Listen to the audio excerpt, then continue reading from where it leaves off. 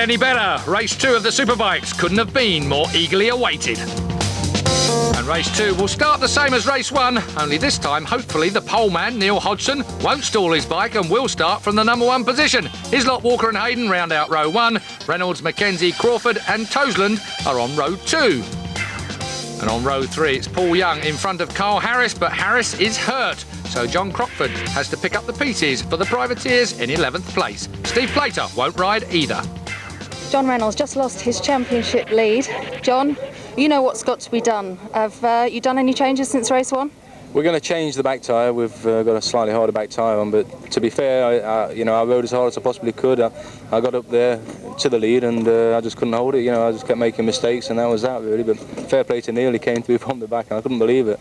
He came through, I think, 8 laps from the start and he was there. So, we've got to regroup and see what we can do this time. You're still smiling. Best of luck, John. We wish you all the best. Of course, it was an absolutely class performance by Neil Hodgson.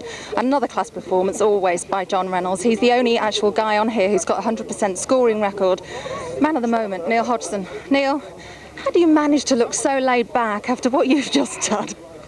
Do I look laid back? God, I don't feel it. I'm tired. It's not laid back. I'm tired. I'm just ready for my bed now. It's been a long weekend. And no, I'm only joking. I'm nervous, and it's nervous anticipation, trying to anticipate what everybody's going to do and stuff like that. But I'm excited. I can't wait for the race. Keep your fingers crossed for me. I won't stall it coming to the line. OK, leading the championships now. We'll keep our fingers crossed for you for this one. Izzy was quite happy after the last race. He hasn't really made any changes, just a quick click to that suspension. He was happy. Chris Walker, being interviewed there, not happy. No, nothing ever happy unless he's got a win. But James Hayden, we spoke to before, he wasn't actually that happy either. He mentioned to us before that he was going to do quite a few changes for this race. If we can just ask him, James, oh, you look serious there. What have you done for this race in terms of changes to the bike?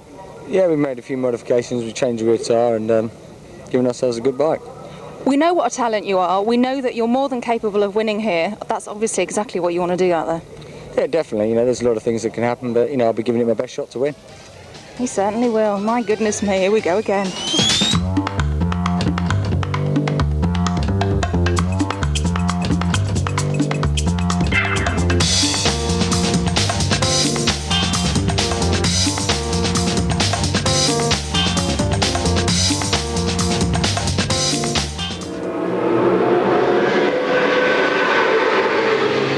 On board with Chris Walker. You wondered how he gets a fast start? Then just listen to this when he comes under starter's orders. I have never heard a motorcycle rev like it on the line.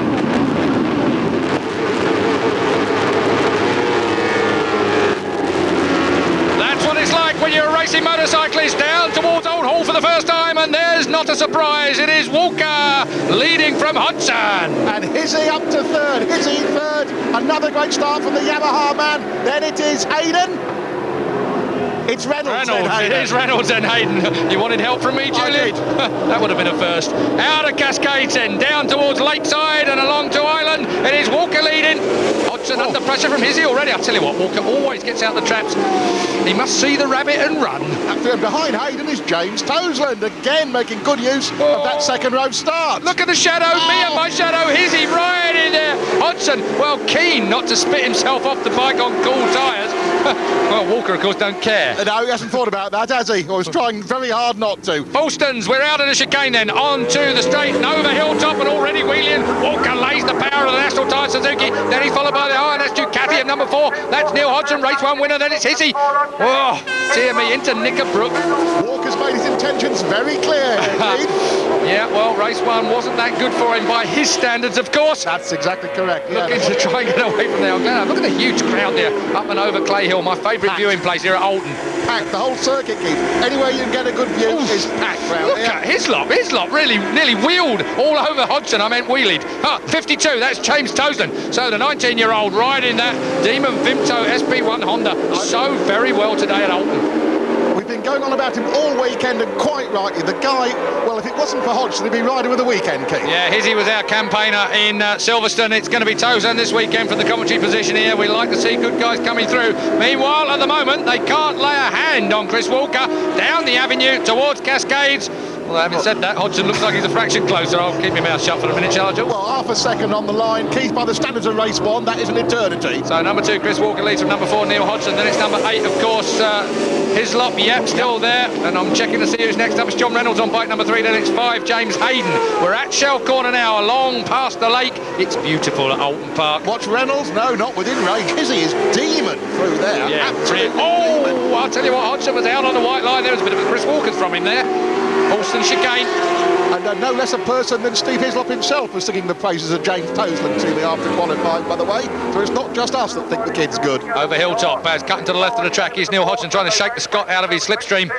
No chance. And it's number 3, John Reynolds, that's hanging on in there for the Rebe Rebel Kelly squad, with James Hayden, his teammate, right behind him. James Hayden looking a meaner man every time I look at him this weekend. He certainly doesn't look happy.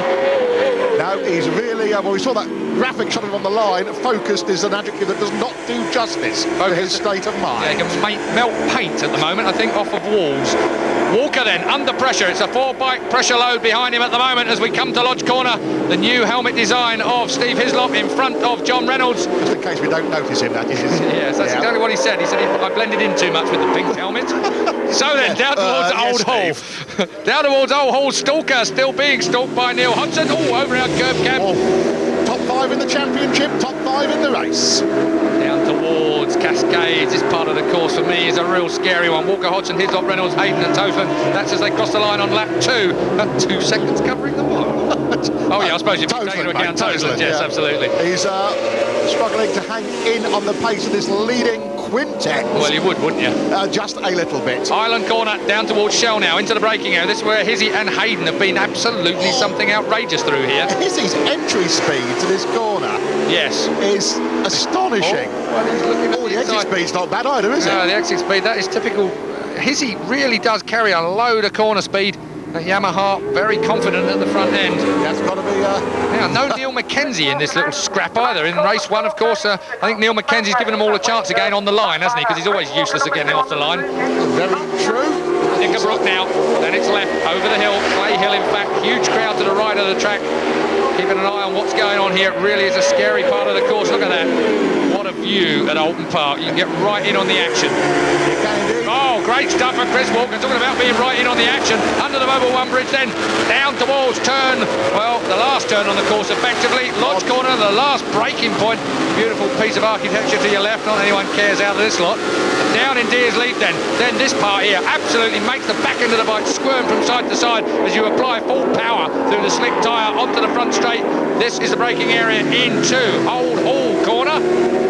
There's no Old Hall there now, though. There used to be, apparently. And the pace of Walker is such, Keith, that the front five are just strung out, and all they can do is follow in his wheel tracks. They can't really put a challenge on him. I like your definition of strung out, Julian. Yes, by the standards of the first race. Down to Island Corner. Now then, dropping off the back is James Hayden. I would have expected James Hayden to be right in there. He was focused. He reckoned he would have made some tyre changes or some changes to the motorcycle that might just win him the race in race 2. He is going to be bitterly disappointed, or is it just bitter at the end of this race? Yes, his teammate Reynolds up to 3rd place behind Hodgson. And Hodgson, really, I would have thought that Hodgson would have been all over Chris Walker, but then again, well, the yellow card has been shown a couple of times to those two. Perhaps they could do with a bit of fresh air between them for a moment or two. Maybe they say they haven't fallen out, but I think the fact of the matter is that relationships, to say the very least, are strained. Cool, I think it's an adjective. Oh, Hizzy! No, oh, dear me. Hizzy. I tell you what, that was a run through Nickerbrook. Another example of Hizzy with a whole load of corner speed. So much more than John Reynolds. Couldn't quite flip it underneath Reynolds on the run up to Clay Hill, but he did everything but. Hizzy, the last couple of races, it's been a joy to watch the old devil at work again. It really, John Reynolds might not think quite the same at the moment, but no, if you're going to say old devil, then Reynolds comes under the same category, of course, nowadays. Oh, a little wheelie there from Reynolds out of Deers Leap onto the front straight. Still Stalker in charge. Oh, backs it into Old Hall. I tell you what, Walker's got a line all of his own. I think half the time that's why these two keep coming together. Yeah, I'm sure you're right. They use completely different parts of the track to do their business on. And you expect that... And I mean that metaphorically, of course. Thank you very much. Don't dig any deeper. The 4-cylinder bike and the V-twin, Keith, would...